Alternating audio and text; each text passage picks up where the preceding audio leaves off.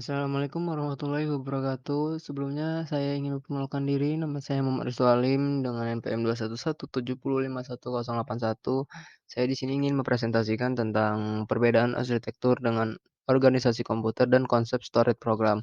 Yang pertama di sini ada pengertian arsitektur komputer.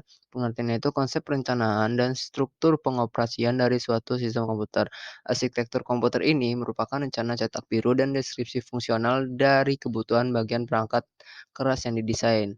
Perancangan dari masing-masing bagian akan lebih difokuskan terutama bagaimana CPU akan bekerja dan bagaimana cara pengaksesan da- data dan alamat dari ke memori cache, RAM, ROM, cakram keras, dan lain-lain. Contohnya itu ada arsitektur von Neumann, CISC, RISC, Blue Gene, dan lain-lain. Dan pengertian organisasi komputer itu adalah merupakan bagian yang terkait erat dengan unit-unit operasional dan interkoneksi antar komponen penyusun sistem komputer dalam merealisasikan aspek arsitekturalnya.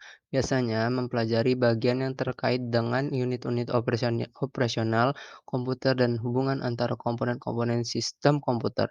Contohnya itu ada teknologi hardware, perangkat antarmuka, teknologi memori, dan sinyal-sinyal kontrol. Dan di sini ada perbedaannya itu yang pertama dari segi definisi. Arsitektur lebih menekankan dari segi perencanaan yang berwujud rencana cetak biru yang terkandung deskripsi secara fungsional dan kebutuhan perangkat keras yang didesain. Sedangkan pada organisasi komputer lebih memfokuskan terhadap unit-unit pelaksanaan dan lebih interkoneksi dengan komponen penyusun sistem komputer. Yang kedua, arsitektur bisa sama, tetapi organisasi komputer akan berubah. Sebuah arsitektur komputer yang merupakan konsep perencanaan dapat digunakan dalam jangka waktu yang sangat lama, sedangkan organisasi komputer perlu untuk menyesuaikan dengan perkembangan teknologi yang ada sehingga organisasi dapat berubah. Sebuah komputer memiliki dasar arsitektur yang sama, sedangkan untuk komponen fungsional dapat berubah sesuai dengan perkembangan teknologi yang terjadi.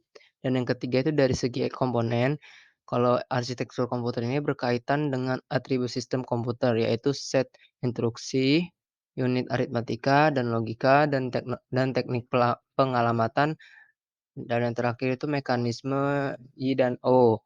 Kalau organisasi komputer ini memiliki beberapa komponen fungsional, antara lain teknologi hardware, perangkat lunak, CPU, sistem memori, dan sinyal-sinyal kontrol. Yang selanjutnya itu ada storage program. Storage program ini adalah program disimpan di suatu tempat atau memori, kemudian instruksi-instruksi tersebut dieksekusi. Sasaran yang akan dicapai komputer sesuai atau bergantung program yang disimpan untuk dieksekusi. Penggunaan komputer dapat disesuaikan hanya dengan mengganti program yang disimpan di memori untuk dieksekusi. Konsep ini menghasilkan keluasan atau fleksibilitas. Selanjutnya ada urutan storage program komponen pada komputer. Yang pertama itu IBM SSEC mulai beroperasi pada Januari tahun 1948, tetapi bersifat elektromekanis. Yang kedua pada bulan April 1948, modifikasi telah diselesaikan pada ENIAC untuk berfungsi sebagai komputer program yang simpan dengan program tersebut dalam kabel fungsinya dengan mengatur ideal pada tabel fungsinya yang dapat menyimpan 3.600 digit desimal untuk instruksi.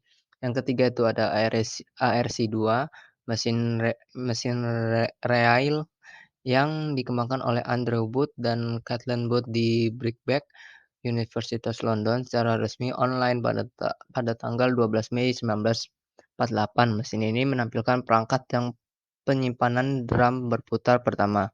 Yang keempat itu ada Manchester Baby, sebuah komputer elektronik penuh perkembangan yang berhasil menjalankan program tersimpan pada tanggal 21 Juni 1948, kemudian dikembangkan menjadi Manchester Mark I yang menjalankan program pertamanya pada awal April 1949. Yang kelima ada Electronic Delay Storage Automatic Calculator atau IDSAC yang menjalankan program pertamanya pada tanggal 6 Mei 1949 dan menjadi komputer operasional skala penuh. Yang keenam itu ada EVAC Disusun pada bulan Juni 1945 dalam draft pertama laporan tentang EDVAC, tetapi tidak disampaikan hingga Agustus 1949. Yang Ketua Jarbinak dikirim ke pelanggan pada tanggal 22 Agustus 1949. Ini bekerja di pabrik tetapi ada tidak kesepakatan tentang apakah itu bekerja dengan memuaskan atau tidak setelah dikirim. Jika diselesaikan pada waktu yang diproyeksikan, itu akan menjadi komputer program tersimpan pertama di dunia. Itu adalah komputer program tersimpan pertama di SA, di AS.